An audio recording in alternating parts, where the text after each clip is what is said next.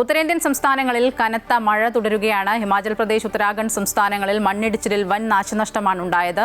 Mumbai, Delhi, UP എന്നിവിടങ്ങളിൽ അടുത്ത 24 മണിക്കൂറിൽ അതിതീവ്ര മഴയ്ക്ക് സാധ്യതയെന്നാണ് കാലാവസ്ഥാ നിരീക്ഷണ കേന്ദ്രം മുന്നറിയിപ്പ് നൽകുന്നത്. കൂടുതൽ വിവരങ്ങളുമായി ജിഷ്ണു കൃഷ്ണനുണ്ട്. ജിഷ്ണു, ഉത്തരേന്ത്യൻ സംസ്ഥാനങ്ങളുടെ ഒരു അവസ്ഥ എന്താണ്? ഇപ്പോൾ കനത്ത മഴയാണോ അവിടങ്ങളിലൊക്കെ പെയ്യുന്നത്? മഴ ഉത്തരേന്ത്യൻ സംസ്ഥാനങ്ങൾ കൂടാതെ അസം, അരുണാചൽ പ്രദേശ് തുടങ്ങി വടക്കിഴക്കൻ സംസ്ഥാനങ്ങളിലും ഇടവിട്ട് കനത്ത മഴ തുടരുകയാണ്. അതിന്റെ അടിസ്ഥാനത്തിൽ വിവിധ സംസ്ഥാനങ്ങളിൽ ജാഗ്രതാ നിർദ്ദേശങ്ങൾ നൽകിയിട്ടുണ്ട്. ഡൽഹിയിൽ ഇന്നലെ ഉച്ചയ്ക്ക് മുതൽ 24 മണിക്കൂറിലേക്ക് റെഡ് അലേർട്ട് പ്രഖ്യാപിച്ചിരുന്നു.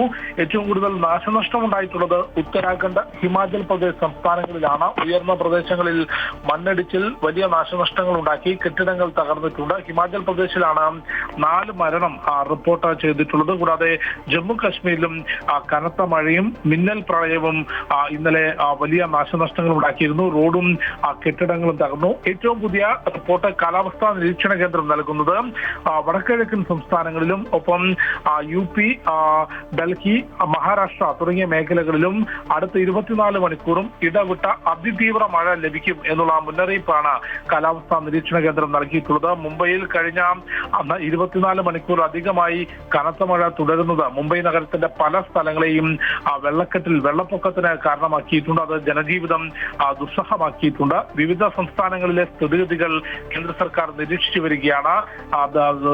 ദുരന്ത നിവാരണ സേന ഉൾപ്പെടെ സജ്ജമാണെന്നും എല്ലാ സംസ്ഥാനങ്ങൾക്കും ആവശ്യമായ സഹായങ്ങൾ ഉറപ്പാക്കും എന്ന കാര്യവുമാണ് കേന്ദ്ര സർക്കാർ വ്യക്തമാക്കിയിട്ടുള്ളത്. ഈ മഴയുടെയും മണ്ണിടിച്ചിലിന്റെയും പശ്ചാത്തലത്തിൽ തീർത്ഥാടകരും വിനോദസഞ്ചാരികളും പ്രത്യേകം ശ്രദ്ധ നൽകണമെന്നും കാലാവസ്ഥാ നിരീക്ഷണ കേന്ദ്രത്തിന്റെ മുന്നറിയിപ്പ് പരിശോധിച്ച് മാത്രം യാത്ര ക്രമീകരിക്കണം. രാത്രി യാത്ര പൂർണ്ണമായും ഒഴിവാക്കണം. ഉയർന്ന മേഖലകളിലേക്കുള്ള രാത്രി യാത്ര പൂർണ്ണമായും ഒഴിവാക്കണം തുടങ്ങിയ നിർദ്ദേശങ്ങൾ കാലാവസ്ഥാ നിരീക്ഷണ കേന്ദ്രവും ഒപ്പം വിവിധ സംസ്ഥാന സർക്കാരുകളും നൽകിയിട്ടുണ്ട്.